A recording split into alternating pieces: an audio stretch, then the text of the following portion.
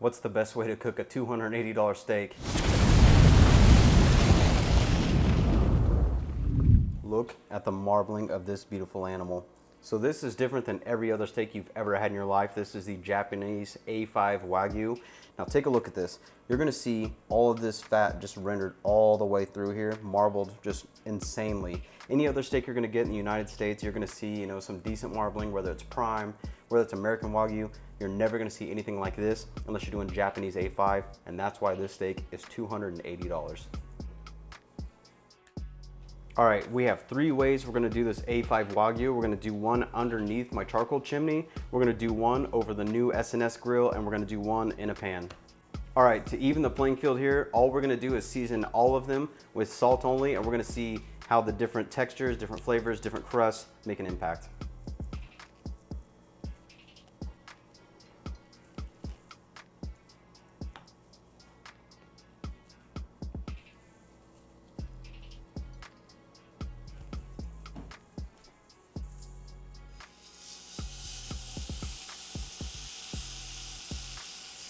Dude, that smells so good. I'm gonna be smiling the whole time.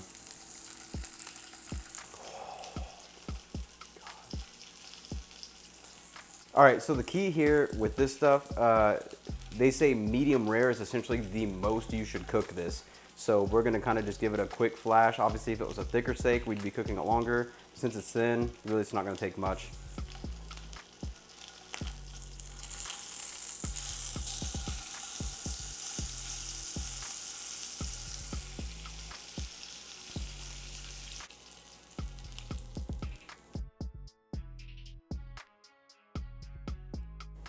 All right, so here's the plan. We're gonna cut this in half so we can try half of it fresh right now and then save the other half so we can kind of see what it looks like compared to the rest of the cooks.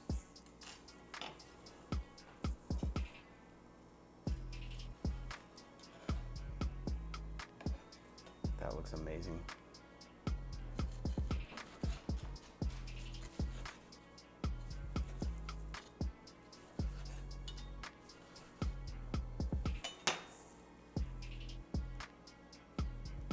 That looks ridiculous. That's so weird. It's like the softest thing I've put in my mouth. I don't even know how to explain it. It's like meat jelly. I don't know. It's crazy. What? We're just gonna start cutting our steak with a spoon now. Like that's literally how soft this is. Look at that. You literally can just sit here and just cut it with a spoon. You don't need a knife. Oh man, that is ridiculous. That was crazy. All right, on to the next one. All right, they say a huge no-no for cooking A5 Wagyu is to cook it on top of the fire because all the fat will just start rendering down and causing flare-ups. So what I'm gonna do is I'm actually gonna put my Wagyu down and put the chimney on top of it to get that nice sear.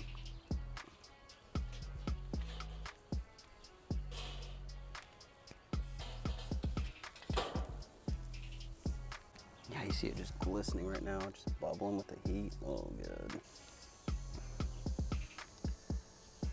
Oh, it's so soft.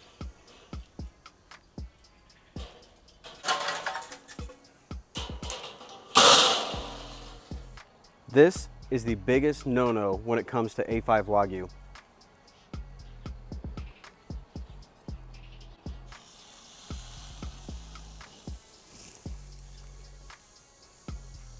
So this is the benefit though of having this S&S grill.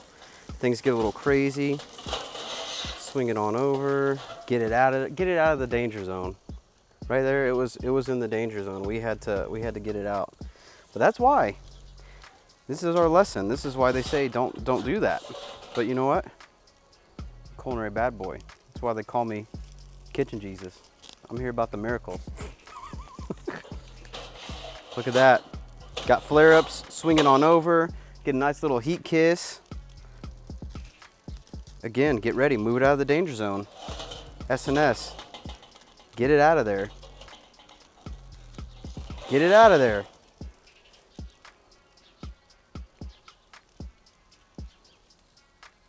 Look at that, that is beautiful. Praise be to He, brother. That is some Kitchen Jesus nonsense right there. Okay, Oh, ooh. Only one thing to do here. Let's see. Oh, it's so soft. Talking about that meat jelly. You want meat jelly, go buy you some A5. What are we doing here?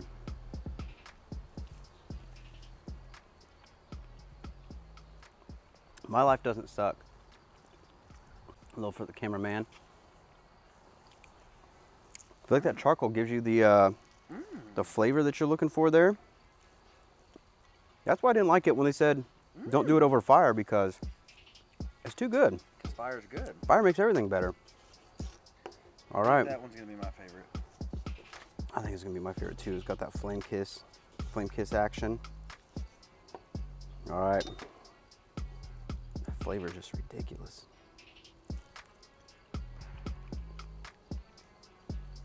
Definitely get the texture on that one. Even though they say not to do it, you gotta be really careful, so it helps to have a grill like this. You can offset a little bit. Texture's there, little smoke flavor, a little char. Yeah, that's the best one by far. I'm not mad at that at all.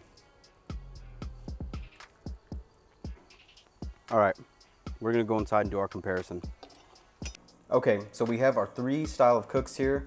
This one was done in the pan, this one was done with the chimney over it, and this one was done over direct fire, which is a huge no-no. And I had learned today that they mean it when they say this thing will flare up on you. So this one right here has a nice crust, pretty mild flavor. You get the salt, you get the beef, and it's just great what it is. Adds a nice little bit of texture. The one with the chimney over it, my chimney sits a little higher. If yours sits a little lower, you're probably gonna get more of a crust than I did, but still, you get some of that smoke flavor, a little fire flavor.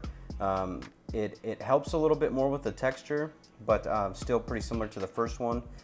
The last one though, all of that flame was adding so much to it, adds a nice crust to it, adds a nice flavor. You kind of get some little bit of char, a little bit of smoke. So to me, I feel like over the fire is the way to go, but you have to have a grill that you can control, otherwise you're gonna ruin it real quick. I'm gonna do up a little Asian style rice steak, a little marinade. I'm gonna start with some soy sauce. I'm gonna say probably about equal parts soy sauce and mirin here. This kind of just tames out the soy. Do a dash of the rice wine vinegar.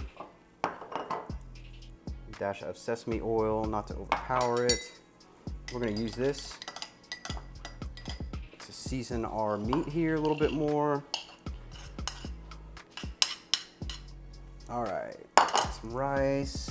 Get rid of that, whatever that was. This beautiful, tender, ridiculous meat. Take that and just throw it right over the top here. Oh, Lord. All right, here we go. Get it over the meat, over the rice. And I promise that's gonna be one of the best bites you've ever had in your life. A little rice and meat action.